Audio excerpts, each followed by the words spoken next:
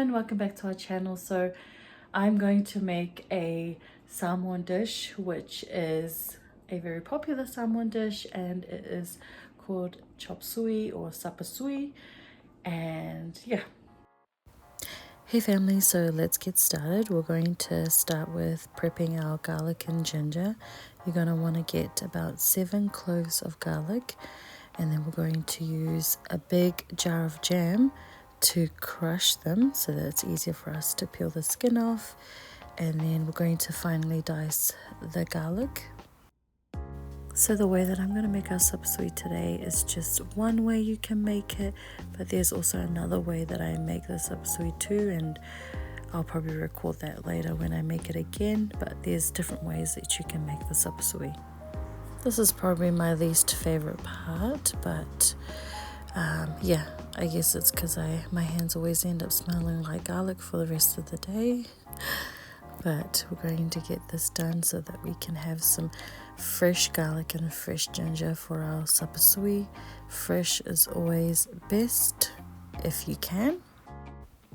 I have in the past tried to use a jar of ginger or garlic pre-crushed, but I find that fresh is always better, and my mum has always said too that fresh ingredients is always better too.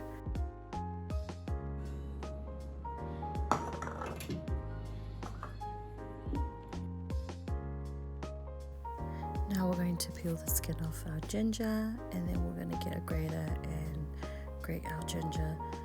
It's just easier to grate it for me than trying to crush it, so we're going to do that today.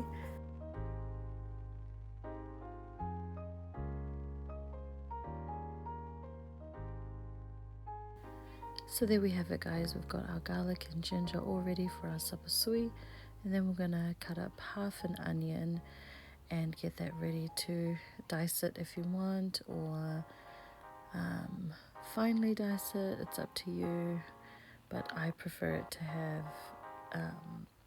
for it to be finely diced because I don't like seeing the onion, but I like that it's there but not really there, you know. And now we're going to get started on chopping up our chicken. I'm going to use chicken breast today, but I always prefer to use chicken thighs. But chicken breast was on sale today, so you know, we went with the cheaper option. But you can also use chicken thigh. You can also use beef soup or corned beef. You can also use lamb. I love lamb sapasui. But yeah, you can use pretty much any meat you want in the sapasui or chop suey.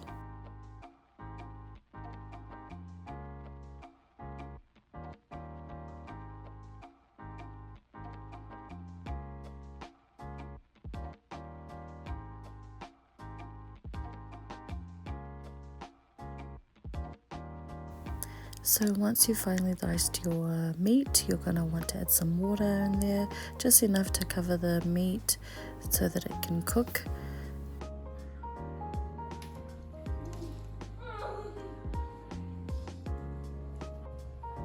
Now we're going to let our chicken breast cook for about 10 to 15 minutes or until it's fully cooked through. So now we're going to get started on our vermicelli. So you want to add as many threads as you want in here. This brand that we're starting to use here in Canada has been the best one. I used previous bean threads or vermicelli and it just wasn't working. But this Rooster brand has been amazing, so we use that now. And now we're going to let it sit in the water and let it soak for about 5 to 10 minutes. Now you want to check on your chicken that's cooking and just give it a bit of a stir. Now we're going to add a bit of pepper and salt to give it a bit of taste to our chicken.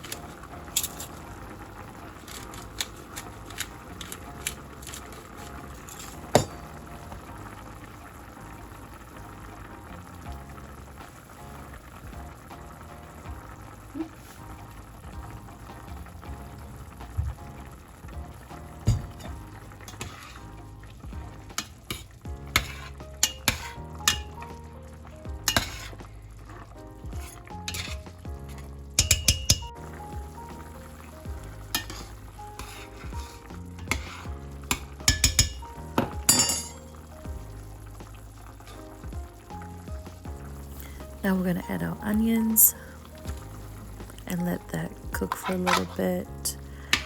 And then we're also going to add in our garlic and our ginger. This is what's going to add that flavor to your sapasui or to your chop suey.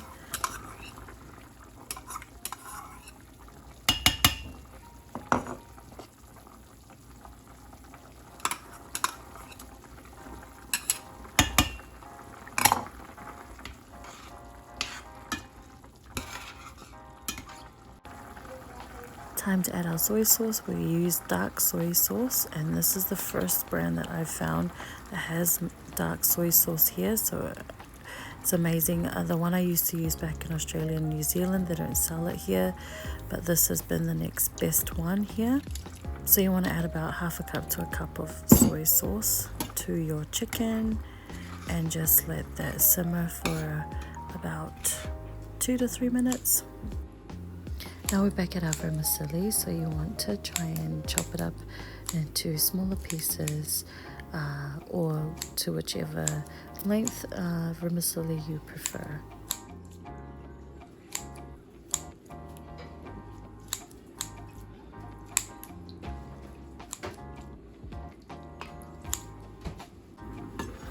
Now let's check out our chicken. That onion and garlic and ginger is smelling really good at this point, and it's cooked right through, so we're going to add our vermicelli to our chicken. You can add it all at once if you want, or you can just add it bit by bit, but whichever way you want to do it is fine, either way. Now we're going to mix in all our vermicelli with our chicken. Give it a bit of a stir and then let the vermicelli cook for another 5 minutes. You don't want to overcook the vermicelli.